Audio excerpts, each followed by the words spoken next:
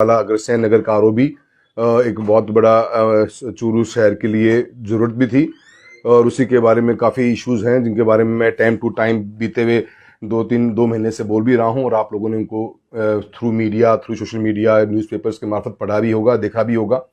उसी के अंदर कुछ इश्यूज़ हैं जिनके इश्यूज़ को लेकर आज मैं आपके बीच में आया हूं और कोशिश करूंगा कि मैं पूरे एक इशू को आपको समझा सकूं। और ये चूरू शहर का सबसे बड़ा इंफ्रास्ट्रक्चर प्रोजेक्ट है और ये अपने शहर की रीढ़ की हड्डी मानता हूँ। इस प्रोजेक्ट को आप लोगों का सहयोग और साथ मांगने के लिए आया हूँ। कोशिश करता हूँ कि कहीं जो भी आज के हालात हैं आपको उन सब बातों से मैं रूबरू करूँ और आपको बताऊँ कि क्या इश्यूज चल रहे हैं, उसमें आप लोगों का सहयोग की मैं उम्मीद रखूँगा। मित्रों, ये अग्रसेन नगर का आरओबी भारत सरकार रेलवे डिपार्टमेंट और पीडब्ल्यूडी के शेयरिंग बेसिस के ऊपर 25 अगस्त 2023 को सैंक्शन हुआ था और सैंक्शन के अमाउंट इसकी 97.95 करोड़ रुपीस का ये आरओबी है जो अग्रसेन नगर से चलेगा और एक टी पॉइंट बनेगी कलेक्ट्रेट की तरफ। एक रास्ता उसका लेफ्ट में टुवर्ड्स जयपुर रतन नगर होते हुए निकलेगा और एक रास्ता अपना सिटी की तरफ आएगा। इसकी डिज़ाइन का ये पार्ट था। मेरी विजिट थी चूरू के अंदर आरओबी के पास में, तब मुझे इस चीज़ का एहसास हुआ और मालूम पड़ा कि क्योंकि जहाँ तक मेरे को पहले इन्फॉर्मेशन ये थी कि ये पुल कम्प्लीटली 4 लेन के रूप में इसका टेंडरिंग हुई है। 4 लेन के नाम के ऊपर टेंडर अवार्ड हुआ। कॉन्ट्रैक्टर ने 4 लेन के लिए बिडिंग करी थी और ये 97.95 करोड़ रुपए का टेंडर सैंक्शन हुई थी। और टेंडर जब छूटा तो 76.36 करोड़ रुपए के अंदर टेंडर छूटा है। और जब हमने साइट विजिट करी तो मालूम ये पड़ा कि काफ़ी कुछ शिकायतें भी लोगों की आ रही थी। रूमर्स थे कि भी शायद पुल की साइज को छेड़ दिया गया है। मालूम पड़ा कि टेंडर होने के पश्चात भी ये पुल करीब 550 मीटर टुवर्ड्स अग्रसेन नगर की तरफ जा रहा है। करीब 580 मीटर की तरफ ये टुवर्ड्स रतन नगर की तरफ जा रहा है। और ये दोनों पैच 4 लेनिंग थे, जिस पैच को 4 लेनिंग पैच को बाद में ड्राइंग चेंज करके इसके 1/3 हिस्से को 4 लेन छोड़ दिया है और 2/3 हिस्से को उन्होंने 2 लेन किया है। हमने इस बात को मेरा गौर से समझा, महसूस किया और फिर मैंने अधिकारियों से जब बात करी तो मुझे मालूम पड़ा कि राइट ऑफ वे जो होता है, जिसके ऊपर हमें रास्ता बनाना होता है, उसकी लैंड की प्रॉब्लम के कारण वो उन लोगों के इस साइड को चेंज करने की कोशिश करी है। मुद्दा यहीं तक ही नहीं है। जब ड्राइंग को चेक किया तो ये महसूस हुआ कि आज की तारीख में इस पुल के अंदर जो हमारा ट्रैफिक पंखा सर्कल से आता है, इस पुल के ऊपर पंखा सर्कल सिटी का काफ़ी हिस्सा पंखा सर्कल की तरफ बसता है और साथ ही साथ में हमारे तारानगर का, भालेरी का, सरदार शहर का, रतनगढ़ का भी ट्रैफिक पंखा सर्कल होके कलेक्ट्रेट की तरफ आता है और जिनको जयपुर जाना होता है वो लेफ्ट लेते हैं। इस पुल की डिज़ाइनिंग में फॉल्ट रहा है, प्लानिंग का हिस्सा फॉल्ट रहा होगा और फॉल्ट होने के कारण जो डीपीआर बनी उसमें एक्सेस नहीं दिया गया। पंखा सर्कल से पुल पे कोई एंट्री नहीं है। अगर किसी व्यक्ति को अगर पंखा सर्कल से होते हुए आना है और अगर जयपुर जाने की उसकी इच्छा है तो उसको पुल से लेफ्ट लेना पड़ेगा, जो उन्होंने 3.75 मीटर की एक सर्विस लेन दी है और वह सर्विस लेन के साथ पुल के साथ साथ चल के आगे पेट्रोल पंप के पास में से वहां से गाड़ी घूम के ऊपर पुल पे आएगी और पुल पे आने के बाद फिर वो जयपुर जा पाएगा। मुझे ये बहुत ही ज़्यादा इसमें मुझे बड़ी प्रॉब्लम नज़र आती है क्योंकि 3.75 मीटर में बड़ा हैवी ट्रैफिक हमारे उस क्षेत्र से आता है। ट्रक्स भी आते हैं, बसेस भी आती हैं, छोटे साधन भी बहुत आते हैं और कई बार परालियों की गाड़ियां भी आती हैं। तो वो 3.75 मीटर यानी 11 फुट 10 फुट के आसपास की रोड के ऊपर इतने बड़े ट्रैफिक को निकलना पॉसिबल मुझे नज़र नहीं आया। तो मैंने इसके ऊपर मेरी रिजर्वेशन रखी। मैंने कलेक्टर महोदय को भी और एससी पीडब्ल्यूडी को बात को बताया मैंने कि ये तो बिल्कुल ही सरासर गलत हो जाएगा क्योंकि अगर ये हम सर्विस लेन ट्रैफिक को ऊपर चढ़ाएंगे तो ताउम्र इसके अंदर प्रॉब्लम रहेगी। और इतना बड़ा सिटी है क्योंकि पुल की कंस्ट्रक्शन कोई 2 या 5 साल की नहीं, सालों साल के लिए होती है। 40 से 50 साल की डिजाइनिंग होती है। फ्यूचर में ट्रैफिक और भी बढ़ेगा तो ये 10-11 फुट की रोड इतने बड़े ट्रैफिक के प्रेशर को झेल नहीं पाएगी। ये हमारा सबसे बड़ा रिजर्वेशन था जिसके ऊपर हमने सरकार के सभी संबंधित अधिकारियों से, मैंने प्रशासन जिला लेवल के ऊपर बात करी। और साथ ही साथ जब रतन नगर की तरफ जो पुल मुड़ता है अगर नगर से ऊपर चढ़ने के बाद में, उस पुल के अंदर भी उन्होंने 550-580 मीटर का पुल था, उसमें उन्होंने करीब 300 मीटर 2 लेन कर दिया और 150 मीटर 350 मीटर तो 2 लेन है और 150 मीटर के लगभग वो 4 लेन पुल रह गया। वो भी पुल जब नीचे उतरेगा तो 50 मीटर बाद में दोबारा से हमारा पुराने वाला पुल स्टार्ट हो जाता है, जो आज की तारीख में पिछले 10 साल से भी ऊपर हो गए, वो हैवी व्हीकल के लिए बंद है। अब ऐसे केस के अंदर तो वो और भी ज्यादा चिंता का विषय ये बन जाता है कि पुल से आप उतरोगे, फिर दोबारा पुल पे चढ़ोगे, और उस पुल का भी कोई डिसीजन इस प्रोजेक्ट के अंदर लिया नहीं गया। इसका भी रिजर्वेशन मैंने कलेक्टर को भी और एससी महोदय को भी बताया कि भी ये तो बिल्कुल गलत हो जाएगा, क्योंकि अगर हम ऐसे डिजाइनिंग करेंगे तो आने वाले समय के अंदर तो हमारे क्षेत्र के अंदर इसमें हमेशा जाम लगेंगे, एक्सीडेंट्स के चांस बढ़ जाएंगे और पब्लिक एट लार्ज बहुत ज्यादा परेशान होगी। तो उस पर भी हमारा उनको ये दो बड़े इश्यूज इस पुल के ऊपर लगे।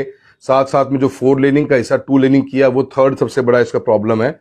इसको लेकर जिले की मीटिंग करने के बाद में मैं जयपुर गया, और जयपुर जाने के बाद 17 फरवरी के आसपास मैंने जयपुर में पीडब्ल्यूडी के सेक्रेटरी जो हैं उनसे, मिस्टर गुप्ता हैं, उनसे मेरी मुलाकात हुई। मैंने उनको सारी बातें विस्तार में समझाई। उन्होंने एक बात को एक्नॉलेज भी किया कि ये तो चीज़ गलत हो रही है, और जो चीफ इंजीनियर ब्रिज है राजस्थान गवर्नमेंट के, उनसे भी हमने बात करी कि ये दोनों चीज़ें अगर आप मिस कर दोगे तो ये पुल हमारे चूरू शहर की आम जनता के लिए नासूर बनने का काम करेगा। पब्लिक बहुत ज़्यादा परेशान हो जाएगी, और एक बार बनने के पश्चात ड्राइंग में परिवर्तन लाना बहुत ज़्यादा डिफिकल्ट होगा। इन दोनों मुद्दों को लेकर चीफ इंजीनियर्स ने भी और प्रिंसिपल सेक्रेटरी जो पीडब्ल्यूडी है उन्होंने भी इस बात को माना, और हमने फिर एक प्लानिंग ये करी कि एक जॉइंट विजिट की जाए चूरू के अंदर और फील्ड को भी प्रैक्टिकली देखा जाए। उसी के प्लानिंग करी गई, और 5 तारीख को जॉइंट टीम आई, चीफ इंजीनियर महोदय भी पहुंचे यहाँ पे, उनके साथ में हमने साइट विजिट भी करी, उनको पूरी पोजीशन समझाई, और वहाँ कितना ट्रैफिक आज भी पंखा सर्कल से ऊपर आ रहा है वो भी हमने दिखाया उनको कि कल को आप इस रास्ते को बंद कर दोगे तो ये रास्ता कैसे पब्लिक यहाँ पे आ पाएगी। और साथ ही साथ उस जॉइंट विजिट के बाद में हमने कलेक्टर महोदय के से भी मुलाकात करी, और कलेक्टर महोदय को भी इसके बारे में अवगत कराया, और कलेक्टर महोदय ने भी इस जॉइंट टीम के साथ में एक मीटिंग करके ये फैसला लिया गया कि राजस्थान की सरकार को इस प्रपोजल भेजा जाए कि हमारी जो पहली डिमांड है वो हमारी पहली डिमांड ये रहेगी कि पंखा सर्कल से भी हम एक पुल को एक हम फ्लाईओवर के साथ कनेक्टिविटी ऊपर टॉप पे करें। हमारा करीब 550 मीटर का एक रैंप बनके जो पुल रतन नगर अग्रसेन नगर से आ रहा है और पंखा सर्कल और जो कलेक्टेड सर्कल है उस पे आके कनेक्टिंग हो, इस तरह का हमारा एक प्लान हमने उनको ये एक सजेस्ट किया कि एक प्लान तो आप ये करिए।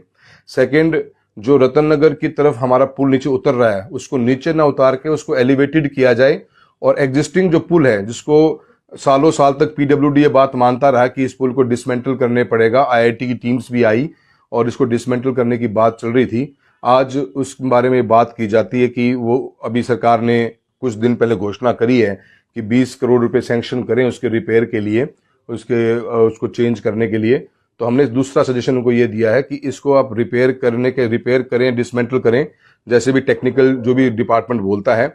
और जो रतन नगर से जो पुल अग्रसेन नगर से आ रहा है उसको एलिवेट करके उस फ्लाईओवर से क्रॉस करा के उसको आगे चूरू डीटीओ रोड की तरफ उसको निकालें तो पूरी एक सिंगल कनेक्टिविटी बन जाएगी। हमने ऐसा ही कि ये प्लान बनाया है। आज की तारीख में मैं आपको थोड़ा नक्शा दिखाना चाहूंगा। आज की तारीख में हमारा जो ये पुल है यहाँ से रैंप उतर रहा है नीचे, 50 मीटर चलने के बाद में दोबारा चल रहा है, और फिर यहाँ से ये भी हमारा एग्जिस्टिंग पुल है रतन नगर रेलवे क्रॉसिंग का, और फिर ये नीचे उतर रहा है। हमने सजेशन किया कि पिलर पे चलेगा, रेलवे लाइन को क्रॉस करके फिर आगे उतरेगा।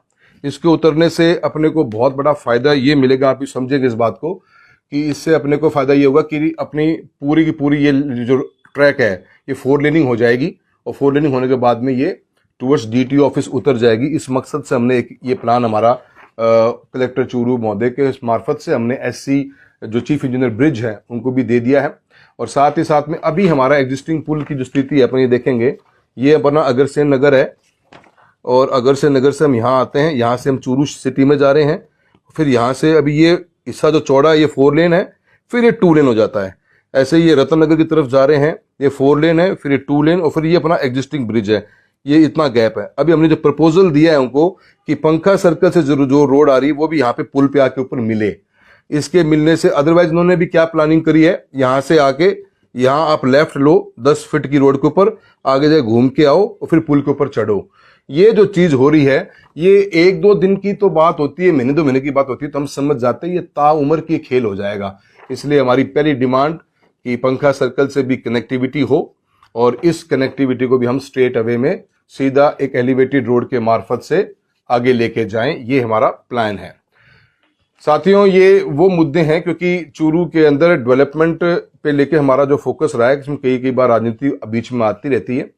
हमने आज की तारीख में पहले भी जो फ्लाईओवर बना उसके साथ भी उसके अंदर भी बहुत कमियां रही, और कमियां होने के कारण 10-12 साल से वो पुल हैवी ट्रैफिक के लिए बंद है।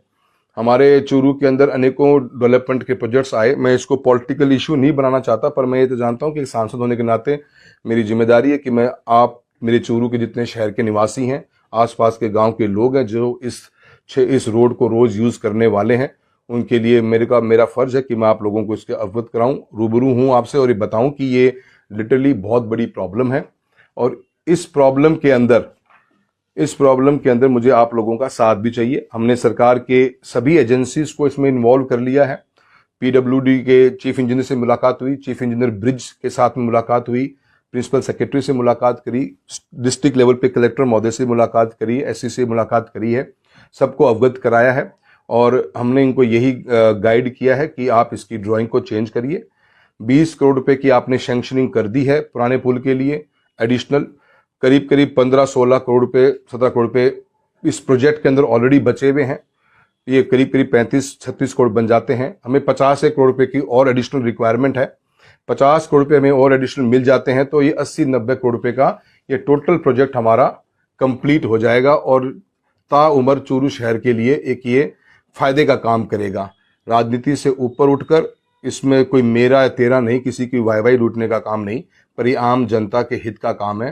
पहले भी 2-3 ऐसे प्रोजेक्ट्स इस सिटी के अंदर आए जिनकी साइट लोकेशन जो आइडेंटिफाई की गई, वो साइट इतनी गलत थी कि उस साइट के लिए आज भी वो प्रोजेक्ट्स, वो एसेट्स आज भी यूज नहीं आ रहे। मैं उनके बारे में आज इस लाइव सेशन पे चर्चा नहीं करना चाहता, पर मैं आप लोगों के लिए, आप लोगों से आपका सहयोग मांगने के लिए आया हूं।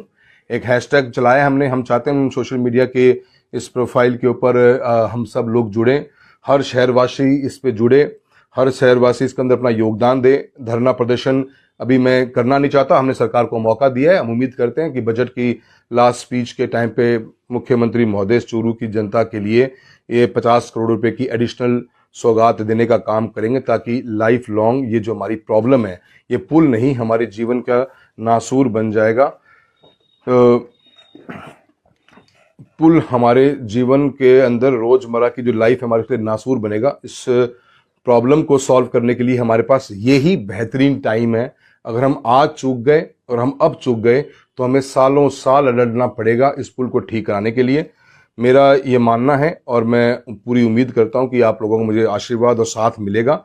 हम एक हैशटैग हम चला रहे हैं, हम इसको आज लॉन्च करेंगे। मैं चाहता हूं कि आप सब लोग, पूरे सिटी, हर जाति धर्म पार्टी लाइन से ऊपर उठकर अपने बच्चों के लिए, अपने खुद के लिए, अपने आने वाली जनरेशन्स के लिए इस प्रोजेक्ट के ऊपर अपना फोकस दीजिए, थोड़ा योगदान दीजिए। हमारी कोई बड़ी डिमांड नहीं, हमने कहीं पे भी गलत नहीं कहा। अगर गलत हम कह रहे हैं तो डिपार्टमेंट आके बोले। कई लोगों ने तर्क ये भी दिया है कि हम सिटी का बाईपास बन जाएगा। ये बाईपास बनेगा, आज के जब भी बनेगा, वो बाईपास कभी भी सिटी की बसेस को खत्म नहीं कर पाएगा।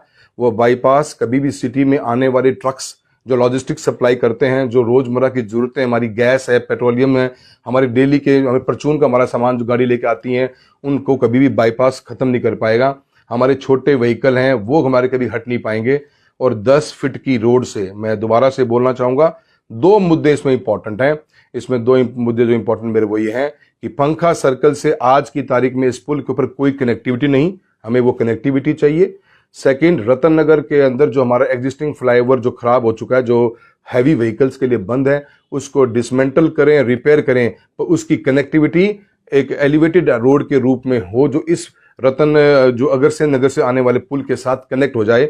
वरना 50 मीटर उतरो फिर 50 मीटर बाद दोबारा चढ़ो, वो वाला इश्यू हम नहीं चाहते। तो दोनों कनेक्टिविटी, 2 हमारे सबसे बड़ी डिमांड है। मैं आप सभी साथियों से उम्मीद ही नहीं, मुझे पूरा विश्वास है कि आप इस हैशटैग पे अपना समर्थन देंगे। हम एक पिटीशन भी साइन कराने की सोच रहे हैं, ताकि इसको हम, ये जरूरी नहीं कि हर बार हम बदलते हुए माहौल में वैसे जी रहे हैं। आज सोशल मीडिया का जमाना है, हम अपनी वॉइस को रेज करने का हमारे पास में बहुत बड़ा प्लेटफॉर्म है। आने वाले 2-3-4 दिनों में हम जितना हो सके इसको मैक्सिमम पुश करें। सरकार तक इस बात को हमने पहुंचा दिया है। हम ये मानते हैं कि सरकार के अधिकारी भी इस बात से सहमत हैं। अगर कोई भी इससे असहमत हो तो हमें कन्विंस करने की कोशिश करें, हम कन्विंस होने के लिए भी तैयार हैं। पर मैं कन्विंस किसी हालत में भी नहीं हूं। पिछले 11 साल से भारत सरकार की standing committee on national highways, ministry of road and transport का मेंबर हूं। हाईवेज को, रोड्स को थोड़ा बेटर समझते हैं और इतना जरूर जानते हैं कि एक सिटी को मैक्सिमम ट्रैफिक जो वहां से हमारा आता है, उस ट्रैफिक को हम हवाले नहीं कर सकते 10 फुट के रोड के सर्विस लेन के साथ में। हमारा साथ में मेडिकल कॉलेज भी वहां पे है, उस मेडिकल कॉलेज के साथ में भी बहुत बड़ा ट्रैफिक का कंजेशन बनेगा। इसलिए अपन सबको जागना चाहिए और मैं उम्मीद ये करता हूं कि आप लोग मेरा सहयोग करेंगे। सरकार हमारी बात को सुनेगी। हम आज सिर्फ हमने इशू को पॉइंट किया है और पॉइंट आउट करके इशू को सरकार के सामने रखा है। सरकार हमारी बात नहीं करेगी, नहीं मानेगी तो हम अपने अलग रास्ते अपनाएंगे।